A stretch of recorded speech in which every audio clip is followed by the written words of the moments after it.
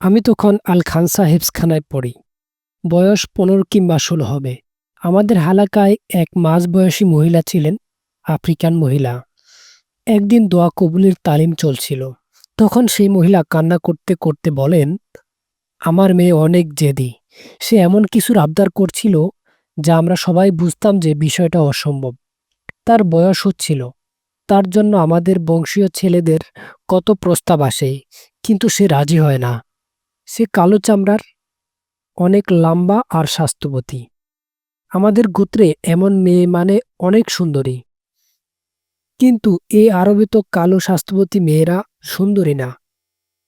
আরবরা সাদা চামড়ার পাতলা ফিনফিনা মেয়ে পছন্দ করেন। তো আমার মেয়ের ইচ্ছে, সে আরবের বেশ সুন্দর ফর্সা চামড়ার একজন ছেলের বউ হবে। আমরা তাকে অনেক বকা দিতাম, বোঝাতাম। সে এমন আশা করলে জীবনেও বিয়ে হবে না। মেয়ে বলতো, আমার বিয়ে কি তোমরা দিবা, নাকি আমার আল্লাহ দেবেন? কদিন পর আমার বড় ছেলে এক আরবের পক্ষ থেকে প্রস্তাব আনলো। আমরা সবাই খুশি হলাম অনেক। কিন্তু আমার মেয়ে না করে দিল, কারণ সে আরব লোকটা বৃদ্ধ ছিল আর তার আগের ৩ জন বউ ছিল। আমার মেয়ের খুব রাগ হলো আর আমাদেরকে সাফ জানিয়ে দিল যে সে দিনদার আর নীল চোখওয়ালা সুন্দর যুবক চায় আল্লাহর কাছে। তার জন্য যেন আমরা কেউ পেরেশান না হই। আল্লাহ এনে দেবেন তার সেই স্বপ্নের রাজপুত্র। আমরা বুঝছিলাম ওর আর বিয়ে হবে না। একে তো ওর কালো চামড়া, চেয়ে বসেছে সুন্দর সাদা চামড়ার আরব। আমরা নিচু বংশীয় গরিব মানুষ, আরবরা সেই ধনী আর উচ্চ বংশীয়। সব না হয় মানলাম, কিন্তু নীল চোখ, এ আবার কোন পাগলামি? আরবদের বেশি থেকে বেশি খয়েরি চোখের হয়। কালো আর খয়েরি। নীল তো ইংরেজদের হয়। আমাদের তখন মনে হচ্ছিল আসলে বিয়ে করতে চায় না, তাই এসব আবদার করে। একদিন ওকে অনেক বকা দিয়েছি, গায়েও হাত তুলেছি। আমার মেয়ে কান্না করতে করতে বলেছে ১ সপ্তাহের ভিতরে এই বাড়ি ছেড়ে চলে যাবে তার নীল চোখ আরব জামাইয়ের সাথে। আমরা খুব রাগ করলাম। মেয়ে পাগল হয়ে গেছে, মেয়ে বেয়াদব হয়ে গেছে, এসব বলে ওকে অনেক বকা দিচ্ছিলাম।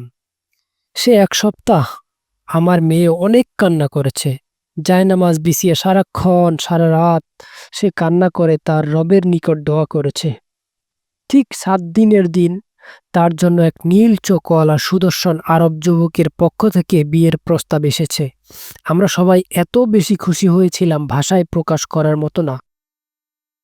বলা হয়, যদি মানুষকে সিজদা করা জায়েজ হতো, শিরিক না হতো, তাহলে সেদিন আমরা সবাই আমার সেই আল্লাহওয়ালা মেয়েকে সিজদা করতাম।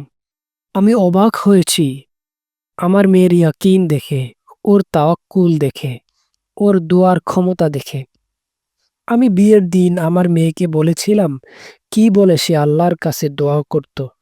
মেয়ে বলল, আমি সারাদিন ইস্তিগফার করতাম আর সারা রাত আমার পছন্দ ব্যক্ত করে দোয়া করতাম। আর আমার ইয়াকিন ছিল আল্লাহর কাছে সবই সম্ভব।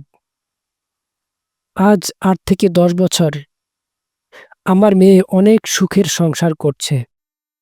ওদের বাচ্চাগুলো অনেক সুন্দর সুন্দর, কেউ সাদা, কেউ কালো, কেউ মাঝারি। কিন্তু মজার বিষয়, ওদের সবার চোখের রং নীল।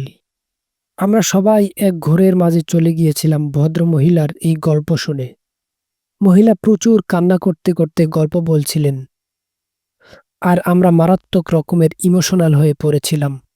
রাতের তাহাজ্জুদ আর ইস্তিগফারের কী ক্ষমতা, তা এই ২ সময়ে দোয়া না করে বোঝা যাবে না।